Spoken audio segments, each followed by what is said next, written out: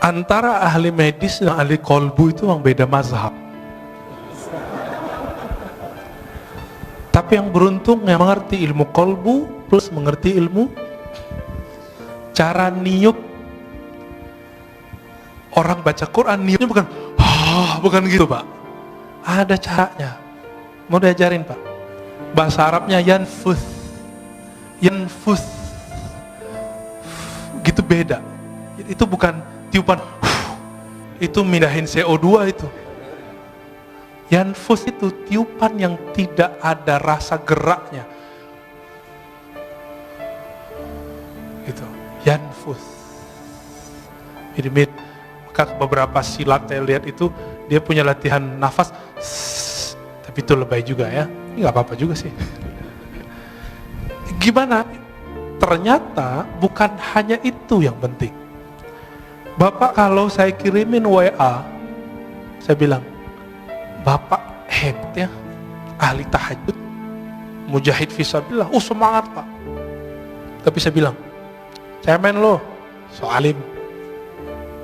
Itu di WA. Kalau Bapak baca ada efek gak? Ngefek ke badan gak? Waktu pengurus diteror waktu 2 tahun lalu atau 3 tahun lalu, karena mencoba menetralisir kajian, itu WA bikin rusuh itu Pak, bikin gundah.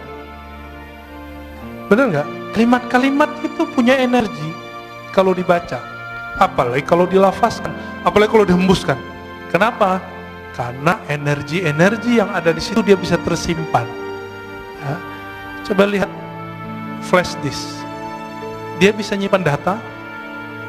Handphone bisa nyimpan data, maka semua benda-benda itu bisa nyimpan energi, data-data itu. Semuanya bisa nyimpan data. Kenapa sendal Imam Ahmad itu bisa mengeluarkan jin?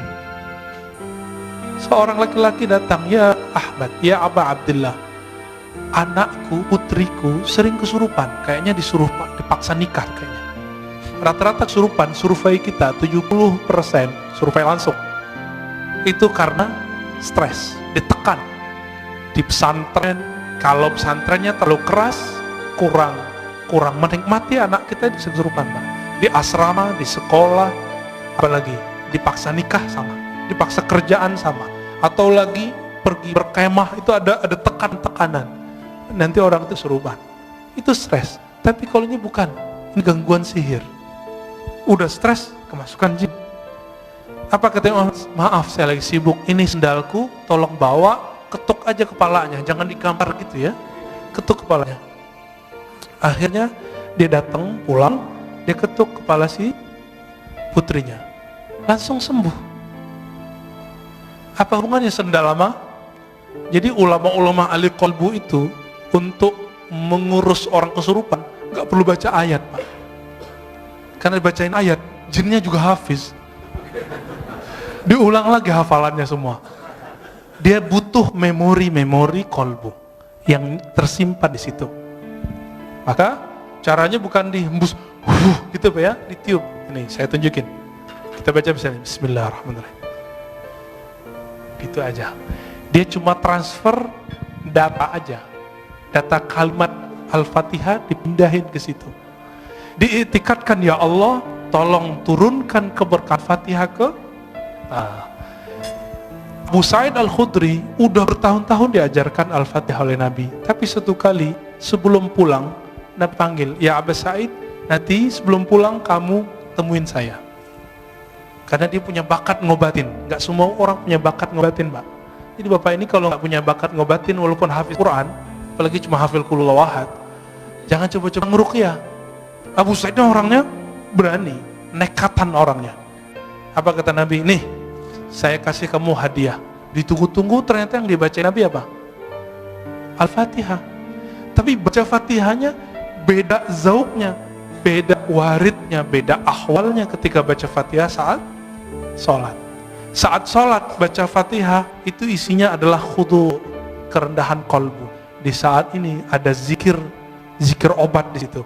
Muncul sebuah riwayat hadis dhaif. Al-Fatihah syifa'un min kulli da'.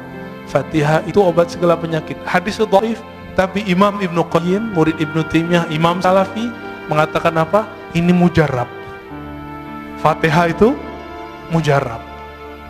Benar Pak, mujarab Pak. Cobain aja Pak.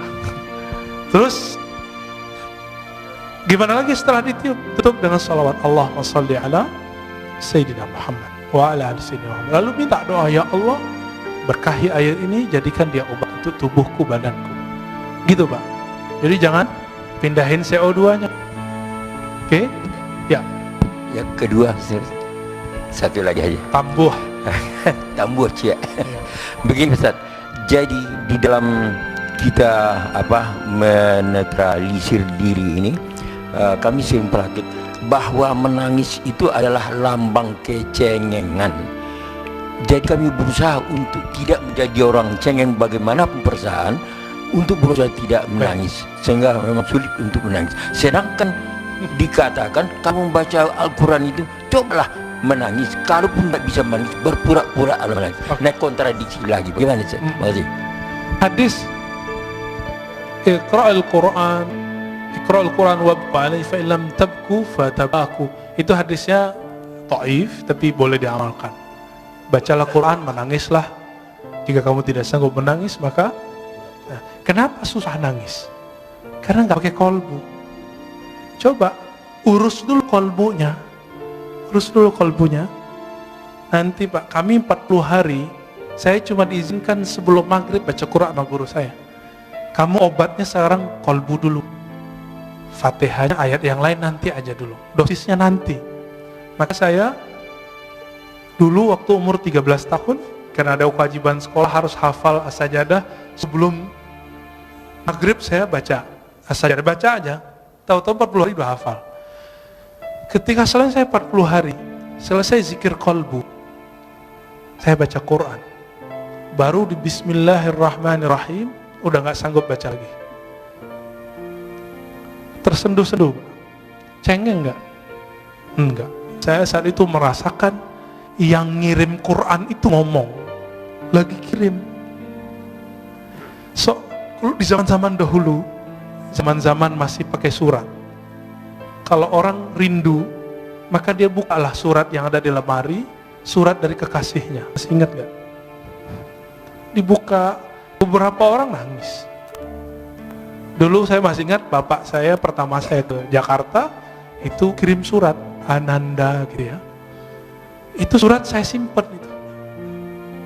Sekarang karena pindahan gak tahu nih masih ada, kayaknya masih ada. Ya. Kalau saya rindu, dulu kan belum ada handphone seperti sekarang. Saya buka aja itu bisa nangis Pak. Kalau surat dari ayah ibu bisa bikin nangis, bagaimana dengan Allah yang mewasiatkan untuk berbuat baik ke ayah dan ibu? Lebih nangis lagi. Nah, maka munculkan dulu zikir kolbunya, baru kita. Nah, inilah ayat pertama. Iqra bismi rabbik. Bacalah nama Rabbmu. Jangan pakai dengan. Dengan itu kalau bahasa Indonesia kesannya dengan nama. Kesannya beriringan. Padahal bi di situ li taukid. Bacalah benar-benar nama Rabbmu. Siapa nama Rabb kita? Allah, itu zikirnya. Allah. Terus semakin kuat menabung nama Allah itu, karena Allah itu besar, maka akan muncul tangis. Tangis itu nggak cengeng Pak. Tangis itu satu tetesnya mampu memadamkan api neraka. Cengeng nggak? Yang cengeng itu nangis kemana-mana, nggak bisa memadamkan api neraka. Api kemarahan istrinya nggak bisa marah Pak. Ya.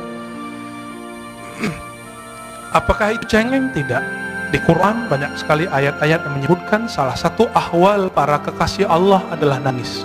Ya bukun, mereka nangis. Bahkan ada sindiran orang yang suka ketawa. Ya. Tertawalah sedikit, menangislah banyak. Ada ayatnya. Ini terakhir. Imam Al-Hafiz Abdul Awwal Abul Waqt As-Sijzi Al-Haram, guru dari Ibnul Jauzi, guru imam ahli hadis, pakar hadis palsu, didatangi oleh seseorang. Dia pengarang kitab Al-Ba'un Al-Buldaniyah.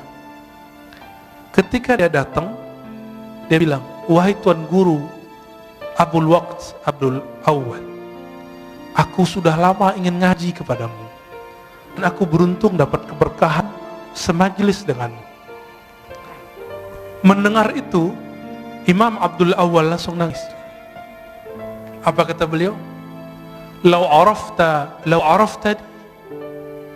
kalau engkau mengenal aku, mazurtani, engkau tidak akan ziarahi aku. Kalau engkau tahu aibku, engkau tidak akan memandang keberkahan ada padaku. Lalu beliau nangis dan semua yang hadir nangis. Apa kata beliau? Kami dapat hadis, ribuan kali dapat hadis, tapi kalimat yang barusan kami dengar lebih kami sukami dari semua hadis yang selama ini kami dengar. Baru sebutkan hadis. Dikasih makan gak mau makan beliau. Kenapa? Sudah nangis duluan. Jadi majelisnya ahli qalbu dari dulu itu nangis. Dan Imam Abdul Awwal ketika sakaratul maut, murid-muridnya ngumpul. Apa kata salah satu muridnya? Gurunya ini zikir dalam qalbunya, tapi muridnya gak dengar. Kata si murid yang agak kurang sopan, si muridnya dapat hadis, lakinu mautakum la ilaha illallah, talkinkan orang yang sakarat la ilaha illallah. Wahai tuan guru, baca la ilaha illallah. Kata si murid. Apa kata gurunya? Aku sudah di dalamnya, ngapain kamu tegur-tegur lagi? Aku lagi asik, jangan diganggu lagi. Lalu terus menyebut Allah, ya Allah. Dan ketika Allah itu terus dibaca dan belum meninggal dalam keadaan menyebut ya Allah. Udah. Inti la ilaha illallah di mana? Allah. Kalau enggak ada kalimat Allah, ada enggak la ilaha illallah? Nah, inilah talqin pertama yang saya dapat dari guru saya, Syekh Muhammad Nuruddin, yang tadi saya cerita di awal, yang ketika beliau wafat jadi hujan lebat. Apa kata beliau? Zikir itu intinya satu, Allah. Kan semua zikir Allah melahirkan la ilaha illallah paling tinggi, lalu bawahnya Allahu Akbar, lalu bawahnya Subhanallah, lalu bawahnya Alhamdulillah, lalu di bawahnya la haula wa quwwata illa billah. Semuanya Allah, Allah, Allah. Maka kalau zikir nggak ada Allahnya, zikirnya hampa. Maka mulai dari zikir kolbu, insya Allah kolbunya selamat. Nanti Bapak bisa nangis. Ya, ada lagi. Ini khusus majelis senior nih ya. Pantesan remisa buat majelis senior. Bismillahirrahmanirrahim. Ustaz. Ya. Assalamualaikum warahmatullahi wabarakatuh. Assalamualaikum warahmatullahi. Saya pagi ini dapat guru kolbu nih. Alhamdulillah. Ya, alhamdulillah. Guru Bapak di samping, Pak. Ini saya kenal beliau 40 tahun yang lalu, Pak. Yang ahli kolbu beliau, Pak. 40 tahun yang lalu bersama beliau saya. Alhamdulillah. Ustadz Siregar. Ya. Beliau masih bujangan waktu itu, Pak. Ya. Sekarang istrinya masih satu, Pak. Satu, alhamdulillah. Ya. Putranya satu. Tadi saya sempat ngobrol sama beliau, luar biasa. Tolong Pak, pada saat Pak Ustaz menemukan belajar kolbu itu, siapa cerminnya? Sekian. Wassalamualaikum warahmatullahi wabarakatuh. Ini tanya bertanya itu, Pak ya. Saya jawabnya dua. Tapi itu tergantung makomnya kita. Maka yang Bapak rasakan, yang guru Bapak katakan sebelumnya, itu belum tentu yang saya dapatkan. Oke? Kalau secara ilmu hadis, al-mu'min mir'atul li akhi. Mu'min itu cerminan bagi saudaranya. Itu secara hadis. Tapi secara ilmu qalbu, cerminan hakiki itu adalah nur Muhammadiyah, nur Rasulullah sallallahu alaihi wasallam. Disitulah orang bisa bercermin. Orang bercermin ke Nabi itulah yang disebut bersanad. Kalau dia tidak punya cerminan ini, nggak punya sanad ini, dia tidak bisa memantulkan cahaya Allah tabaraka wa ta'ala. Kenapa Rasulullah cerminannya? Karena Rasulullah yang paling lengkap mewarisi, dapat memantulkan semua asmaul husna. Ada masuk air putih, keluar air putih. Masuk nama Ar-Rahman, maka muncullah kesayangan Rasulullah ke semua umat. Itulah wa ma arsalnaka illa rahmatan lil alamin. Muncul Ar-Rahim, maka Nabi SAW mencintai. Itu surat laqad ja'akum Al-Bara'ah ayat terakhir, bagian 2 terakhir. Wa bil mu'minina raufur rahim. Wa bil mu'minina raufur rahim. Kawan hal-halaj, tapi beda mazhab, beda tariqah. Namanya Imam Ash-Shibli. Beliau itu ketika wafat dapat kabar dari seseorang. Seseorang ini memuliakan imam ini. Lalu ditanya, dalam mimpi orang ini bertemu Rasulullah. Wahai Rasulullah, kenapa engkau memuliakan si Shibli? Apa jawaban Rasulullah dalam mimpinya? Bagaimana aku tidak memuliakannya? Dia telah menjadikan aku cerminannya. Setiap selesai sholat dia wiridkan, laqad ja'akum rasulun min anfusikum azizun alaihi ma anittum harisun alaikum bil mu'minina raufur rahim. Allah sebut Nabi dengan namanya. Rauf itu nama Nabi, nama Allah. Rahim itu nama Allah. Allah jadikan Nabi itu jadi cerminnya. Maka siapa yang bercermin bersenat kepada Rasulullah, kalbunya bercahaya. Maka ketika orang sholat Allahu Akbar, dia harus bercermin Rasulullah di depannya. Tapi siapa yang bertemu Rasulullah? Yang bertemu Rasulullah roh. Karena roh kita belum hidup, kita butuh seorang mursyid yang menghidupkan, membangunkan. Hei, bangun kamu. Maka guru kita juga berguru dengan bersyukur, berterima kasih kepada guru, baru disebut berterima kasih kepada Allah Ta'ala. Maka ketika orang berguru, itu cara bercermin kepada Rasulullah Sallallahu Alaihi Wasallam. Itu yang saya dapatkan. Mungkin yang Bapak dapatkan, guru Bapak dapatkan beda, ya. Tapi kalau ilmunya dari Allah pasti sama, beda-beda ibarah. Ya, Ustaz, singkat aja. Okay. Assalamualaikum Ustaz. Terakhir Pak ya. Iya Ustaz, apakah betul Ustaz Ya. Nabi Ibrahim alaihissalam itu dibakar? Kan sifat api itu diambil sama Allah menjadi dingin. Jadi pertanyaan saya ini Ustaz, betul nggak sih itu ibu-ibu yang sedang masak itu masakannya tidak ada matang karena sifat api tidak ditarik sama Allah? Oke. Itu terima kasih Ustaz. Jangan dipakai lagi Pak ilmu itu ya. Jangan dipakai lagi zikir itu. Zikir itu kata Imam Abu Ali Ad-Daqqaq, kasilah, seperti pisau, seperti senjata. Sampai di tangan wali jadi karamat, sampai di tangan fasik jadi sihir. Sama-sama zikir, sampai dia orang nakal jadi pelet, sampai dia orang tamak, maka waqiahnya bukan untuk ketemu Allah, waqiahnya supaya ngumpulin harta. Dia rajin waqiah, rajin haji umrah. Sekarang umrah udah nggak boleh, mau minta ke siapa lagi? Ini mau proyek nih, umroh dulu nih. Sekarang Allahnya nahan dulu, gak usah khawatir ya. Kita sedih, tidak ada orang umroh. Dalam sejarah umat Islam itu udah biasa. Bedanya dulu kaum Tartar datang nyerang, gak ada umroh, gak ada haji. Kalau sekarang yang nyerang virus ya, corona. Dulu ada ta'ud namanya. Dan jadi ini bukan kejadian pertama, dan ini bukan pertanda kiamat sebentar lagi, tahun ini sudah keluar Dajjal, bukan. Ya, itu hoax itu.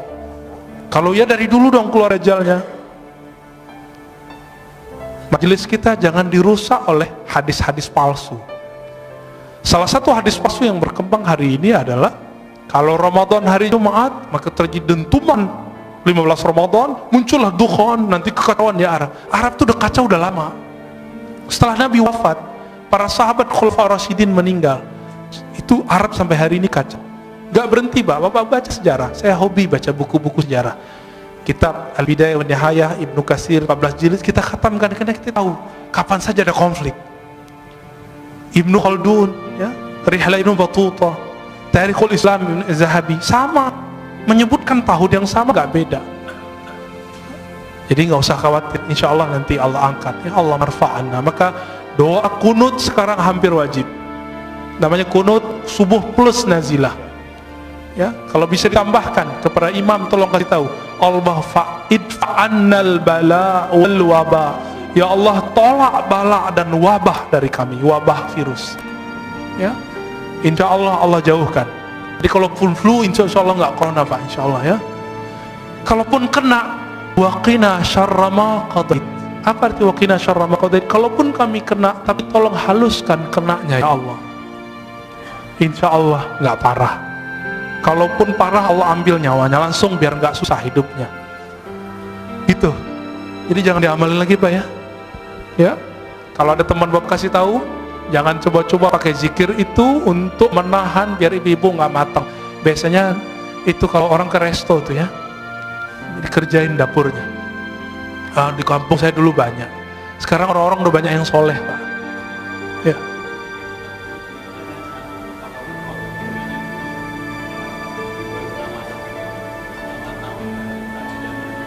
Oh enggak, itu mah ngakal-ngakalin aja ya. Yang pasti di situ muncul kaidah Ahlussunnah. Apa kaidah dalam akidah Ahlussunnah? Api itu tidak membakar karena zatnya, tabiatnya, karena hukum konstannya, enggak. Tapi api itu membakar karena izin Allah. Apa kalimatnya? Ayatnya gimana Ustaz?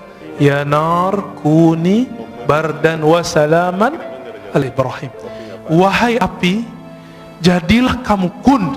Kuni itu kan asalnya kun, karena nar itu dia bukan benda yang berakal, disebut kuni, disebut dia feminim pakai ya. Kuni, hendaklah kamu menjadi keadaannya dingin. Maka kalau api selama ini panas itu karena Allah emang titahkan kamu bakar. Sampai sekarang di kampung kita masih banyak ilmu debus, nggak pakai sihir, cuma pakai sholat 2 rakaat, zikir sesaat, mereka langsung nggak kebakar. Tapi kita cek di luar itu nggak bisa dia ya. Itu cuma karena dia zikir, dia lagi ngamalin Bismillahirrahmanirrahim ya duru, ingin bukti. Jadi dia lagi ngamalin ilmu Nabi Ibrahim. Ya Allah, saya pengen bukti kalau benar ayat ini, benar hadis ini, kalau siapa yang bersama Allah tidak ada yang menyakitinya, buktikan, aku ambil api, jangan bakar diriku. Betul. Dan saya punya guru itu. Coba, alhamdulillah ibu saya dulu larang. Almarhumah ibu saya mengatakan, kamu mau jadi apa? Gak usah belajar itu. Lalu ketemu guru kami yang lain, Maulana Kasril namanya, mau jadi emosional atau jadi penyabar? Saya jawab, ya penyabar lah. Kalau mau jadi penyabar, hindari ilmu-ilmu kebatinan, meskipun boleh secara hukum syariat. Makanya saya nggak belajar ilmu-ilmu aneh, Pak. Ini belajarnya ilmu silat lidah aja. Ya, jadi tidak benar semua api saat itu cuma satu api, tidak semua api. Ya, siapa juga yang masak saat itu? Ya, ya itu khayalan orang lagi mentafsir. Terakhir Pak Mirwan. Assalamualaikum warahmatullahi wabarakatuh. Assalamualaikum. Tadi Ustaz katakan Sayyidina Umar Ya. minta kepada Bilal supaya azan mengingatkan kita kepada Rasulullah. Sallallahu alaihi wasallam. Kebetulan tadi juga imam kita Hasanuddin Sinaga jadi imam Sinaga apa Siregar? Sinaga. Sinaga, sorry. Kita rindu suara beliau ini karena tahun 97 dulu beliau ini imam di sini. Alhamdulillah. Makanya kita rindu. Ini siapa yang bawa ini? Bang Adek tadi ya. Kalau bisa sering-sering bawa Bang Adek. Alhamdulillah. Yang kedua mengenai Alhamdulillah lupa. Iya. mengenai suluk tasawuf di kampung saya itu banyak Ustaz. Oh, iya. Cuma kami dulu sebagai pemuda menganggap ini ilmu Apa ini? apa ini pelajarin ini. Nah, setelah di Jakarta ternyata Pak Ustadz memberikan yang sebenarnya, ya bagaimana ilmu itu dilakukan, sehingga Pak Ustadz yang masih muda, masih seumuran saya, tapi emosinya tidak tinggi, sementara saya masih meletup-letup ini. Gimana kira-kira Ustadz? Demikian. Assalamualaikum warahmatullahi wabarakatuh. Assalamualaikum warahmatullahi wabarakatuh. Betul, orang berguru, berlatih, bersanad, istiqomah, dia melewati umur fisiknya.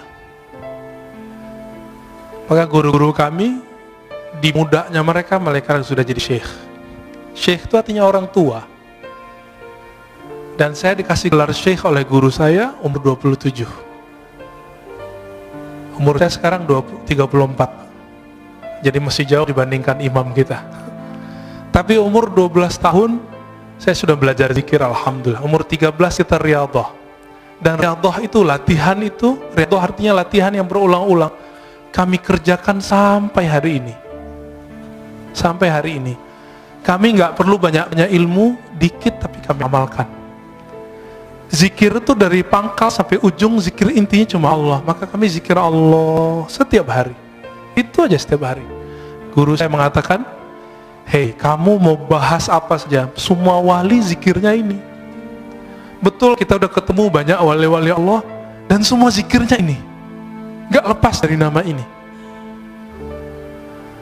Dan ternyata inilah warisannya Nabi Muhammad SAW yang orang banyak lupa. Orang kalau nuzul Quran cerita apa, nggak cerita zikir. Ya, orang cerita zikir bahasnya sunnah bid'ah lagi, nggak jadi zikir-zikir. Ya, yang di kampung bapak itu, bapak yang Aceh kan, ya, itu ada Syekh Muda Wali. Syekh Muda itu gelar khas orang Sumatera Barat. Jadi orangnya masih muda, dia disebut Syekh tapi muda, maka disebut Syekh Muda, Syekh Muda Wali. Tapi tinggal di Aceh, orang Jamek, tamu orang Aceh. Tapi mereka entah lebih tua dari orang Aceh, karena orang Aceh kan campuran, ada yang India, Pakistan, bahkan macam-macam di situ, Arab apalagi. Jadi kalau orang Aceh rasis nggak boleh. Kenapa? Semua kita pendatang di tanah ini. Siapa yang tahu kita ini asli Jawa, Sunda, Padang, Kalimantan? Siapa yang tahu? Dicek genetiknya, ternyata wong Cino. Ya, ini matanya mata sipit-sipit semua. Tapi benci Cina kan aneh. Benci Arab, ternyata hidungnya ada sedikit Arabnya. Tuh. Jadi kita nggak boleh rasis. Nah, baca Al-Hujurat berkali-kali. Lita'arafu. Nggak boleh di situ rasis. Bapak saudara maka Allah, Syekh Muda Wali itu dulu belajar ke Syekh Hashim Buayan. Seingat saya ya, beberapa syekh-syekh yang lain kemudian langsung ngambil ke Jabal Abi Qubais di Mekah. Jadi dulu orang kalau mau suluk itu itikafnya 40 hari. Di sekarang yang jadi istananya raja, keluarga-keluarga pangeran itu. Depan Masjidil Haram itu ada Jabal Abi Qubais. Dulu di situ mereka latihan zikir. Semua tarekat di situ. Terakhir yang masih mengijazahkan tarekat di sana itu Syekh Muhammad Yasin Al-Fadani. Beliau menyimpan 66 tarekat, bukan 40, 66 tarekat, dan masing-masing tarekat beda suluk. Nah, kembali ke yang tadi, ini kesimpulan kajian tadi. Kenapa tarekat itu banyak? Karena rahasia datang ke kolbu itu beda-beda. Warisan yang dia dapat dari Nabi pun beda-beda.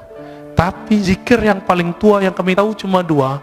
Subhanallah, Allah, la ilaha illallah. Itulah kata Nabi Musa. Nabi Musa mengatakan, ya, ini sebagai ikhtitam kita, ya Rob, ajarkan aku satu zikir yang spesial.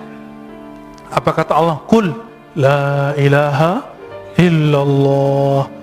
Lalu kata Nabi Musa, ya Allah, ini kan zikir semua orang zikir ini. Apa kata kata Allah Ta'ala? Hei Adam, hei Musa, inilah la ilaha illallah, zikir yang dipakai oleh hamba-hambaku yang spesial, yang dari dulu Nabi Adam sampai ujung nanti akhir kenabian, akhir kewalian, semuanya zikirnya la ilaha illallah. Maka dikatakan dalam hadis tentang Mahdi, setelah selesai Mahdi meninggal, Nabi Isa wafat, zaman berubah. Orang hanya tahu satu kalimat, mereka nggak tahu lagi sholat, haji, umrah udah nggak tahu.